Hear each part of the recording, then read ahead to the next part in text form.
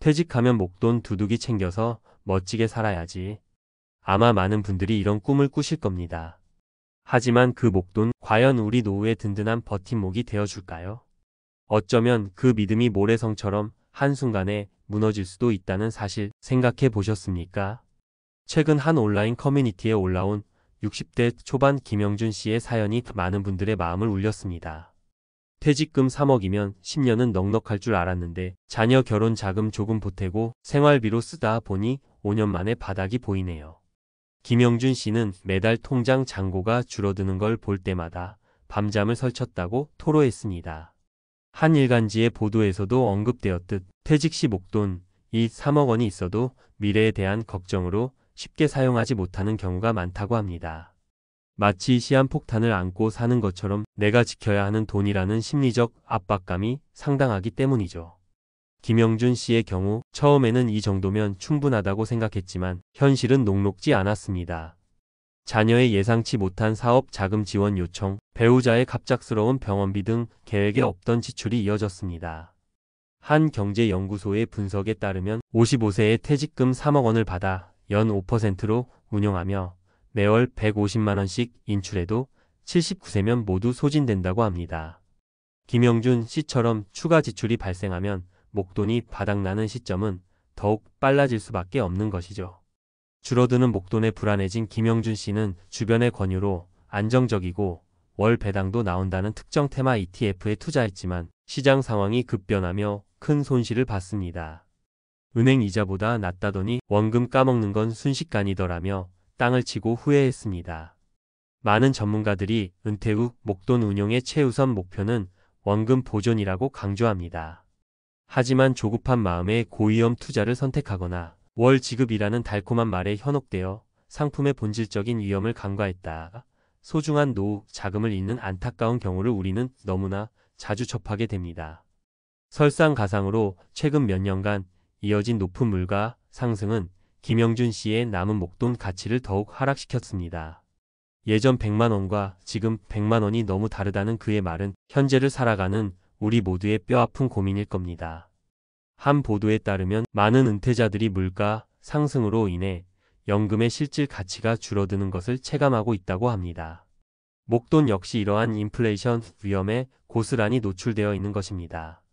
반면 김영준 씨의 오랜 친구인 박선영 씨 60대 중반은 다른 선택을 했습니다. 퇴직 후 국민연금으로 월 70만 원 정도를 받고 있었고 여기에 젊을 때부터 꾸준히 납입해 온 개인연금과 IRP를 통해 월 70만 원 그리고 자녀들이 출가한 뒤 부부가 살기에는 다소 넓었던 아파트를 활용해 주택연금을 신청하여 월 40만 원을 추가로 확보했습니다.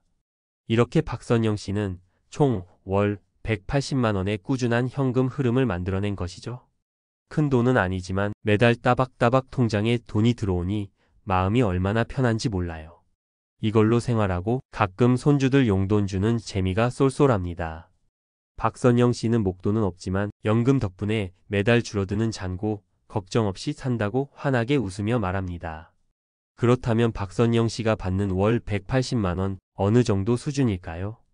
최근 한 노후 보장 관련 연구기관의 조사 결과에 따르면 50대 이상 중고령자가 생각하는 개인 기준 노후 적정 생활비는 월 192만 1,000원, 최소 생활비는 월 136만 1,000원이었습니다.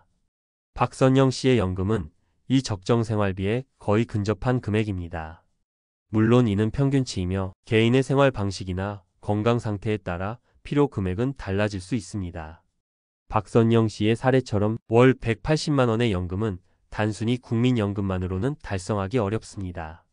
실제로 국민연금 평균 수령액은 한 언론사의 2022년 보도 기준으로 월 57만 5천 원 수준이었습니다.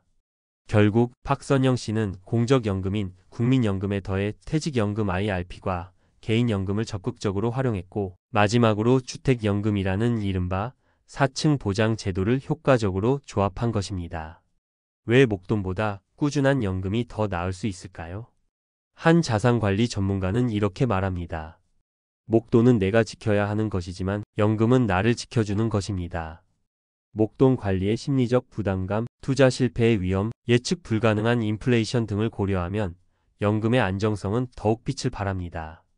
30년, 어쩌면 그 이상이 될지도 모르는 긴 노후를 목돈 하나에만 의지해서 관리한다는 것은 마치 망망대해를 작은 돛담배 하나로 건너려는 것과 같을 수 있습니다. 1년치 연봉을 한 번에 받고 계획 없이 쓰다 보면 금방 바닥나는 것과 같은 이치죠. 이미 목돈을 보유하고 계신다면 이를 안정적인 월 현금 흐름으로 바꾸는 전략을 진지하게 고민해 보셔야 합니다. 전문가들은 원금 안 까먹는 것이 최우선이라며 즉시 연금 가입을 하나의 방법으로 제시합니다.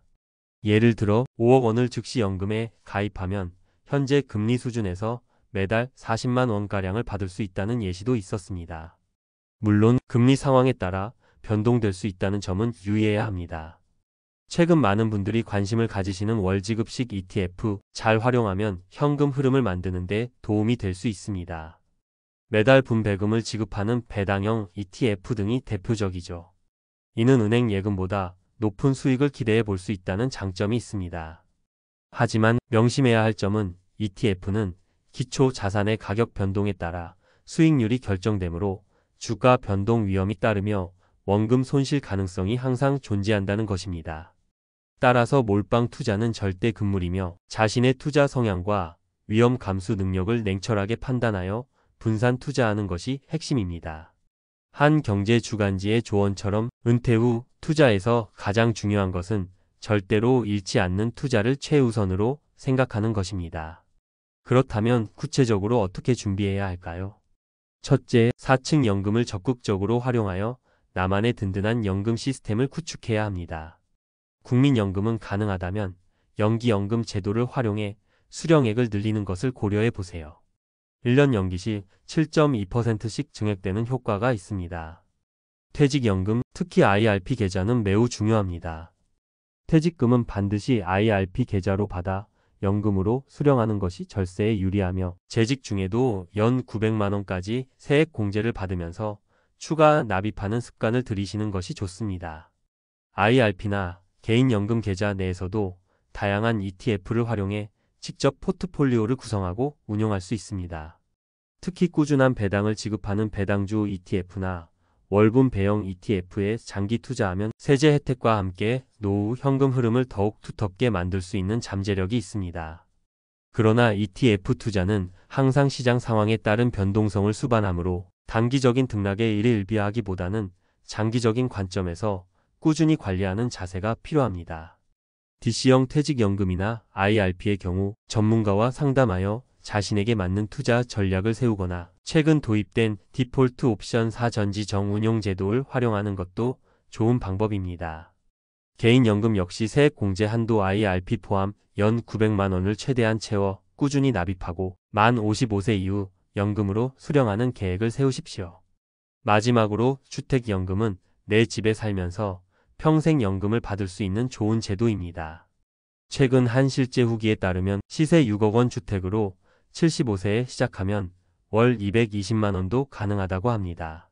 물론 가입 연령이나 주택 가격에 따라 수령액은 달라지며 장단점을 충분히 이해하고 신중하게 결정해야 합니다.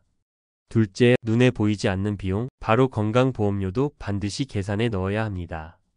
은퇴 후 지역 가입자로 전환되면 소득과 재산에 따라 건강보험료가 부과되는데 이것이 생각보다 큰 부담이 될 수 있습니다. 예를 들어 재산 과세표 준액이 3억 원 1억 원 공제 후 실제로는 4억 원 상당의 주택 가정이고 연금 소득이 월 200만 원이면 2,400만 원, 평가소득 1,200만 원이라면 2024년 기준으로 월 건강보험료는 장기요양보험료를 포함하여 약 21만 8천 원 수준입니다. 이러한 고정 지출까지 꼼꼼하게 고려해야 현실적인 노후 설계가 가능합니다. 셋째, 은퇴 후에도 작은 일거리의 소중함을 기억하십시오.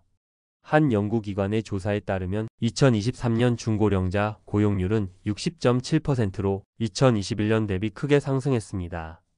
이는 연금만으로는 생활이 부족하거나 사회활동을 통해 삶의 활력을 유지하려는 욕구가 반영된 결과일 수 있습니다. 월 180만 원의 연금에 더해 소일거리로 월 50만 원에서 100만 원이라도 추가 소득이 있다면 삶의 질은 훨씬 윤택해질 수 있습니다. 숨만 쉬어도 300만 원이 나간다는 한 은퇴자의 하소연처럼 지출을 줄이는 노력과 함께 소득원을 다변화하는 지혜가 필요합니다.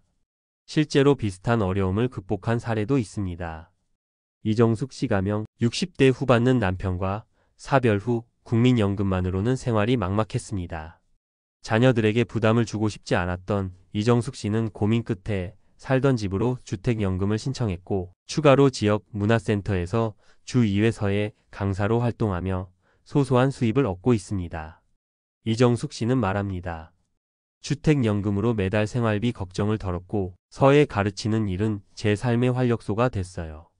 목돈은 없지만 지금이 더 행복합니다. 이정숙 씨의 사례는 연금과 소일거리의 조화가 만들어낼 수 있는 긍정적인 노후의 모습을 잘 보여줍니다. 오늘 우리는 목돈만 믿고 노후를 맞이했을 때 겪을 수 있는 여러 위험성과 그보다는 꾸준한 연금 소득의 중요성을 실제 사례를 통해 살펴보았습니다. 월 180만 원 연금이 차라리 낫더라. 는 말은 단순히 금액의 많고 적음을 떠나 예측 가능하고 안정적인 삶에 대한 우리 모두의 깊은 갈망을 담고 있는지도 모릅니다. 가장 중요한 것은 지금 이 순간부터라도 나의 상황을 정확히 점검하고 공적연금, 퇴직연금, 개인연금, 주택연금 등 활용 가능한 모든 수단을 동원해 나만의 연금 시스템을 차근차근 구축해 나가는 것입니다. ETF와 같은 투자 상품은 노후 자금 증식에 좋은 도구가 될 수 있지만 항상 위험 관리를 최우선으로 두고 신중하게 접근해야 한다는 점도 잊지 마십시오. 오늘 드린 정보들이 시청자 여러분의 든든하고 행복한 노후 준비에 작은 밑거름이 되기를 진심으로 바랍니다. 오늘 내용이 도움이 되셨다면 또는 비슷한 고민을 하고 계신 분들이 있다면 댓글로 여러분의 소중한 생각과 경험을 나눠주세요. 여러분의 이야기가 다른 분들에게 큰 힘과 지혜가 될 수 있습니다. 구독과 좋아요 그리고 알림 설정은 저희에게 더 좋은 콘텐츠를 만드는 데 큰 격려가 됩니다. 다음 시간에는 더욱 유익하고 현실적인 정보로 다시 찾아뵙겠습니다. 감사합니다.